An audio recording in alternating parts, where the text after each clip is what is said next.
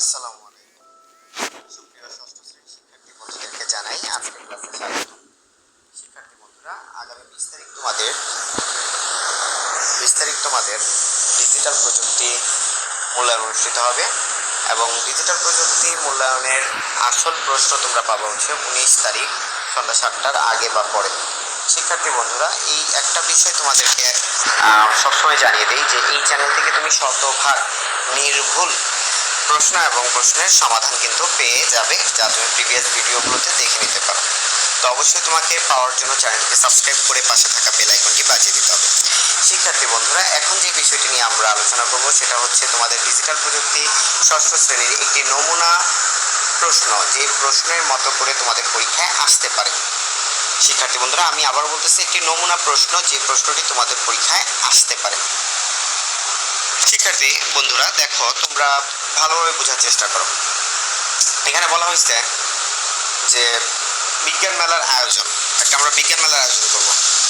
তারপরে দেখো, বিদ্যালয়ের মাঠে বিজ্ঞান মেলা আয়োজন করা হবে। বিদ্যালয়ের মাঠে কি আয়োজন করা হবে? বিজ্ঞান মেলা আয়োজন করা হবে। উক্ত মেলার মাধ্যমে তুমি প্রযুক্তির ইতিবাচক ও নেতিবাচক দিক তুলে ধরবে। সেই লক্ষ্যে দলের কয়েকজন সদস্য মিলে কাজগুলো করবে। সাধারণ নাগরিক যারা প্রযুক্তির ব্যাপারে সচেতন না, তারা বিভিন্ন সময় নানা মুখী সমস্যায় পড়ছেন। ঠিক আছে? তো দেখো কি বলছে, মোবাইল বা অন্য যে কোনো ডিভাইস ব্যবহারে তেমন নিরাপত্তামূলক ব্যবস্থা না থাকায় এলাকার লোকজন প্রায়শই সমস্যায় পড়ে ব্যক্তিগত, আর্থিক এমনকি সামাজিক সমস্যায় পড়ছেন। তো দেখো, আমরা এবার খেয়াল করি, পূর্বের ও বর্তমান তথ্য আদান প্রদান যে পরিবর্তন এসেছে তার তালিকা তৈরি করো। তো এরপরে খেয়াল করো কি বলছে, যে কাজ 2, বুদ্ধিভিত্তিক সম্পদের ধরন সম্পর্কে নিচের ছকটি পূরণ করো। তারপর হচ্ছে দেখো বলছে প্রযুক্তির যে কোনো একটি ইতিবাচক দিক পর্যালোচনা করো। আর বলছে কি কাজ 4, কোন ধরনের তথ্য আমাদের জন্য ঝুঁকিপূর্ণ হতে পারে তা উল্লেখ করো। কাজ 5 হচ্ছে তথ্য আদান প্রদান ঝুঁকিপূর্ণ হলে কি কি ক্ষতি হতে পারে।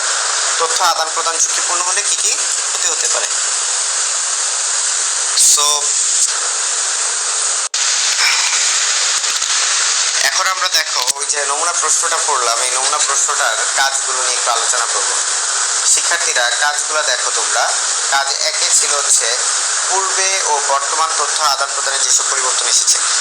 দেখো, পূর্বে আমরা কি করতাম? মোবাইল ব্যবহার করতাম, ডিজিটালে মোবাইল ব্যবহার করি, আর অ্যানালগে আমরা খবরের কাগজ পড়তাম। কম্পিউটার চালাই, হাতে আঁকা ছবি ছড়া ইত্যাদি আমরা করতাম।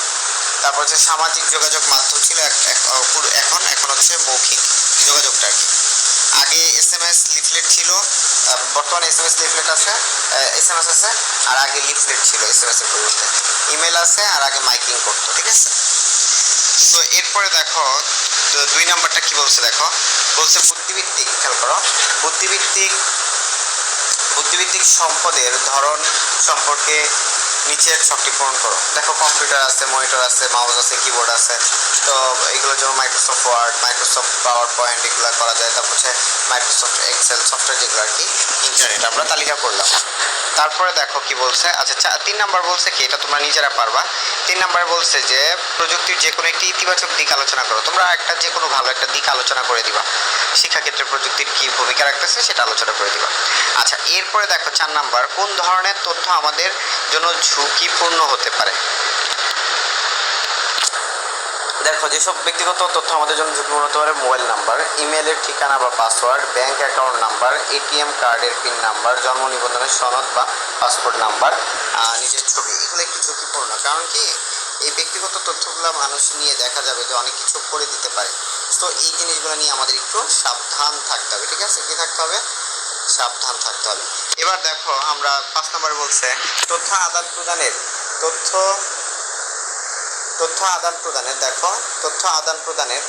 কি বলছে, আদান প্রদান ঝুঁকিপূর্ণ হলে কি কি ক্ষতি হতে পারে।